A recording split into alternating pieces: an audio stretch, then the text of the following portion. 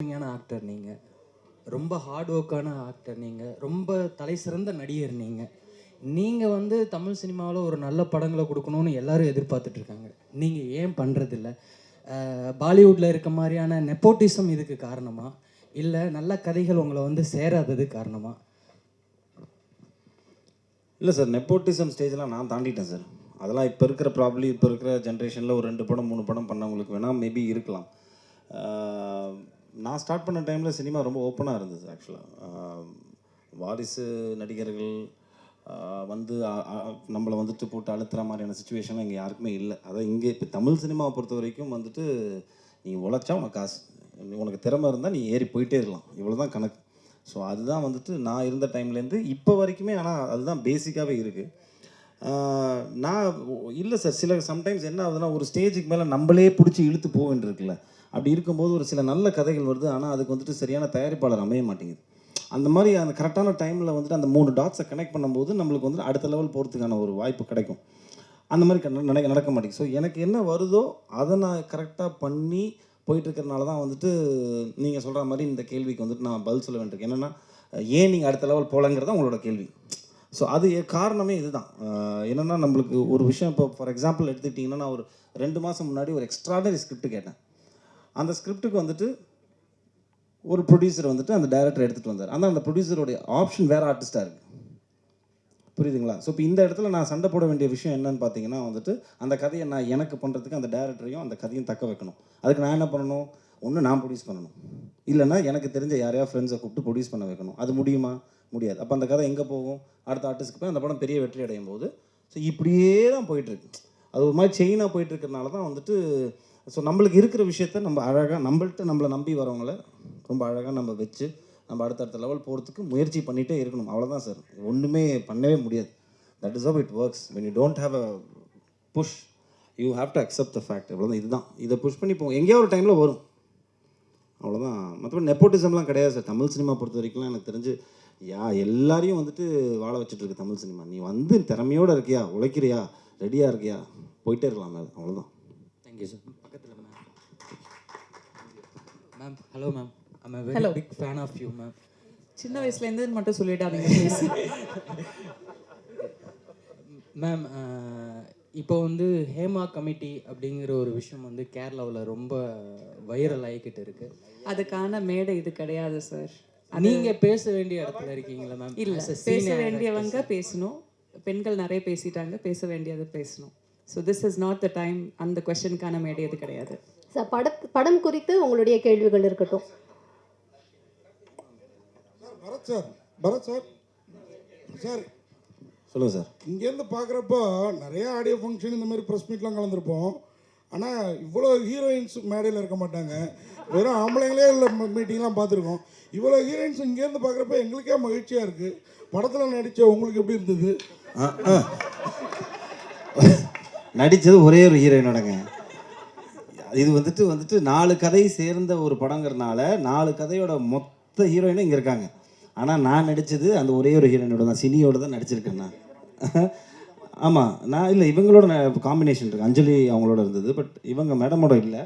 மற்றபடி பவித்ரா லக்ஷ்மி அவங்களோட இல்லை. பட் ஆனால் இந்த கதை வந்துட்டு கொஞ்சம் விமன் எம்பவர்மெண்ட் நிறைய இருக்குது இந்த படத்தில். நிறையா விமனுக்கு நிறைய இம்பார்ட்டன்ஸ் இருக்குது இந்த படத்தில். ஸோ அந்த வரைக்கும் எனக்கு சந்தோஷம் தான். பட் நடித்தது ஒரு ஹீரோயினோட தான். அதே மாதிரி பரத் சார், உங்கள் இளமையோட ரகசியம் சொல்லுங்கள். ஏன்னா நான் வந்து 31 வருஷம் ஃபீல்டில் இருக்கேன், ஆனால் கிழவனாகவே மாறிட்டேன். நீங்கள் 21 வருஷம் ஆனாலும் அப்படியே இருக்கீங்க, அது எப்படி? இல்லை சார், ரொம்ப ஹாப்பி. இங்கே சந்தோஷமாக வச்சுக்கிட்டாலே போதும் சார். நான் ரொம்ப பேராசை கிடையாது. சினிமாவில் நம்ம அடுத்த லெவல் போகணுன்னு சொல்லிட்டு நிறைய யோசிக்கிறது கிடையாது. ஸோ ஆட்டோமேட்டிக்லி நீங்கள் வந்துட்டு இப்போ கண்டென்ட்டான ஒரு சொல்லுவாங்கள்ல, நம்மளுக்கு என்ன இருக்கோ அதை வச்சு நம்ம வந்துட்டு வாழ்க்கையை நடத்தினோம்னாலே ஸ்ட்ரெஸ்ஸுக்கு அதிகம் கம்மியாயிடும். ஸோ புரிஞ்சது. இப்போ நீங்கள் கூட எல்லாமே ஆகலாம். இப்போ கிழவன்லேருந்து திருப்பியும் குமரனா மாறலாம். ஸோ ஸ்ட்ரெஸ் எடுத்துக்காதீங்க. கேப்டன், உங்களுக்கு ஒரு கேள்வி. மேடையில் வந்து மேடத்துக்கு எவ்வளோ அட்வான்ஸ் கொடுத்தேன்னு சொல்லிட்டீங்க, பரத் சாருக்கும் மற்றவங்களுக்கும் எவ்வளோ கொடுத்தேன்னு சொன்னீங்கன்னா நாங்களும் ப்ரொடியூசர் ஆகும்ல? அண்ணா, அதெல்லாம் தனியாக வாங்கண்ணா, பேசிக்கலாம். டைரக்டர் சொல்லுங்க. ஆக்சுவலாக மெட்ராஸ்னு ஒரு படம் வந்தது, அது வந்து ஒரு துரோகம் அப்படின்ற ஒரு கான்செப்டில் போச்சு. அது பல பல அரசியல் இதெல்லாம் பேச ஆரம்பிச்சு. உங்களுடைய ஒன்ஸ் அப்பான் டைம் மெட்ராஸ் அப்போ வந்து ஃபுல்லாக பார்த்தீங்கன்னா கத்தி தான் பேசிச்சு. நீங்கள் கன்னுடைய புல்லட் வச்சுருக்கீங்க, என்ன சொல்ல போகிறீங்க? டைட்டில் வந்து பார்த்திங்கன்னா இது ஒரு ஒரு இந்த கன் வர்றதுக்கான ஒரு அடிப்படை சம்பவம் இருக்கு இல்லைங்களா, அது வந்து ஒரு 12 இயர்ஸ்க்கு முன்னாடி நடந்த ஒரு உண்மை சம்பவம். ஸோ அதை வந்து உங்களுக்கு ஞாபகப்படுத்துகிற மாதிரி தான் அந்த டைட்டில் நான் வச்சுருக்கேன். அது மட்டும் இல்லை, இது வந்து எல்லா லாங்குவேஜும் கொண்டு போகணும்னு நினச்சோம். உலகம் முழுக்க பார்த்திங்கன்னா once upon time in America இருக்கும், ஹாலிவுட் இருக்கும். ஸோ இந்த டைட்டில் கேட்கும்போது பிடிக்கும் எல்லாருக்குமே. ஸோ மெட்ராஸ் அப்படின்னு ஒரு டைட்டில் இல்லை. அப்போது என் ப்ரொடியூசர்கிட்ட ஷான் அவர்கள்ட்ட சொல்லும்போது 2 டைட்டில் சொன்னேன். அது இது ஓகேன்னு சொன்னார். நான் சென்னைன்னு சொன்னேன், அவர் தான் மெட்ராஸை மாற்றினது. அப்புறம் மேடம் நீங்கள் மேடையில் சொன்னாங்க, நீங்கள் எப்பவுமே ஒரு லக்கி சாம் சொன்னாங்க. என்னென்னா 100 crores வந்து படம் பண்ணிடலாம், அவங்ககிட்ட ஜெயிச்சிடலாம் அப்படின்னு சொன்னாங்க. அதில் நீங்கள் சொன்னீங்க 20% கேட்குறீங்க. இப்போ நீங்கள் கேட்டீங்கன்னா நான் எப்போ கேட்டேன்? பேசுனீங்களே, அது மட்டும் தான் கேட்டேன், நான் வேற என்னமோ சொன்னேன். சரி சொல்லுங்க, கேள்வி சொல்லுங்க. அதான் மேடம், இப்போ நீங்கள் பர்சன்டேஜ் கேட்டால் எப்படி மேடம் அடுத்த சான்ஸ் கொடுப்பாங்க உங்களுக்கு? நான் கேட்கவே இல்லையே சார். அதான் அவங்களா அந்த பெர்ஃபார்மன்ஸ் ஒத்துழைப்பு எல்லாம் பார்த்து அவங்களா கொடுக்குறேன்னு சொன்னாங்க. நான் கேட்கவே வாங்கிடுவீங்க. ஏன் வாங்கினா நம்மளை தேடி வர லக்ஷ்மி நம்ம எப்போ வேண்டான்னு சொல்லக்கூடாதுங்க. அது இப்போ சொல்லவே கூடாது. டேரக்டர் சார் சொல்லுங்கள். டேரக்டர் சார், இப்போ வந்து ஒரு படத்தில் ஒரு ஹீரோயின் வச்சு பண்ணுறது பெரிய விஷயம். எத்தனை ஹீரோயின், அது இல்லாமல் வந்து ஒரு நல்ல ஆக்டர் ப்ளஸ் நல்ல அழகான ஒரு ஹீரோ, அவரை வச்சு பண்ணும்போது ஹீரோ கண்டிப்பாக ஒரு விஷயம் சொல்லுவார். ஏங்க எல்லா ஹீரோவே வச்சு பண்ணுறீங்க, எல்லாத்துக்கும் எங்களுக்கு காம்பினேஷன் கொடுங்கன்னு கண்டிப்பாக கேட்டிருப்பாரு. நீங்கள் என்ன சொன்னீங்க? நான் அது மாதிரி எதிர்பார்த்தேன், ஆனால் அந்த மாதிரி எந்த கேள்வியும் எழவே இல்லை. அந்த மாதிரி எந்த கேள்வியும் எழலை. எல்லாருமே சப்போர்ட் பண்ணாங்க. முக்கியமாக பரத் சாரும் ரொம்ப அதை பற்றி கேட்குற கதை என்ன சொல்லுதோ அதை மட்டும் பண்ணுங்கன்னு சொன்னார். ஹீரோக்காக எதுவும் பண்ண வேணும்னு சொன்னார். இது பேசிக்கலி ஒரே படத்தில் 5 ஹீரோயின்ஸ் நடிக்கிற படம் இல்லை. இது பக்கத்து வீட்டு கதை, அந்த வீட்டு கதை, அந்த வீட்டு கதைன்னு சொல்லிட்டு 4 வீட்டு கதையோடையும் சேர்ந்து கடைசியில் வந்துட்டு வரும். ஸோ எங்கள் வீட்டுக்கு ஒரு பொண்டாட்டி தானே இருக்க முடியும், அவ்வளோதான். அதோடு அம்மிக்கிட்ட உட்காரணும்.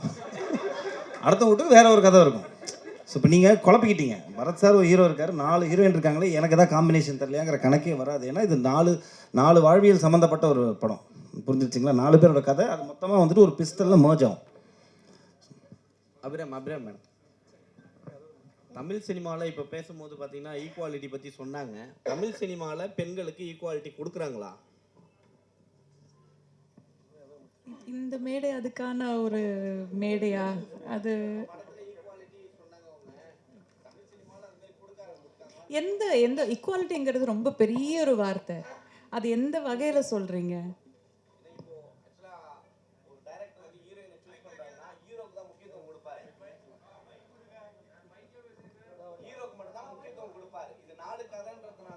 ஹீரோக்கு மட்டும்தான் முக்கியத்துவம் படத்தில் எப்பயுமே இருக்கும். ஸோ ஹீரோயினுக்கு அந்த போர்ஷன் மட்டும்தான் இருக்கும். அதை வச்சு கேட்குறேன். எனக்கு ஐ டோன்ட் நோ, இது இந்த கேள்வி இந்த ஒரு மேடையில் எப்படி பதில் சொல்கிறதுன்னு தெரியல. இந்த படத்தில் பார்த்தீங்கன்னா எல்லா கேரக்டருக்குமே அதுக்கான ஸ்பேஸ் இருக்குது. அது ஆண் பெண்கிற வித்தியாசமே கிடையாது. ஒரு டிரான்ஸ்ஜெண்டர் உமன் கூட நடிச்சிருக்காங்க, அவங்களுக்கான ஸ்பேஸ் கூட இந்த படத்தில் இருக்குது. ஸோ இந்த படத்தை பொறுத்த வரைக்கும் எல்லா கேரக்டருக்குமான ஈக்குவாலிட்டி கண்டிப்பாக இருக்குது. தமிழ் சினிமா ஒட்டுமொத்தமாக பேசக்கூடிய மேடை இது கிடையாது. அது நம்ம தனியாக ஒரு காஃபி குடிச்சு நம்ம பேசலாம்.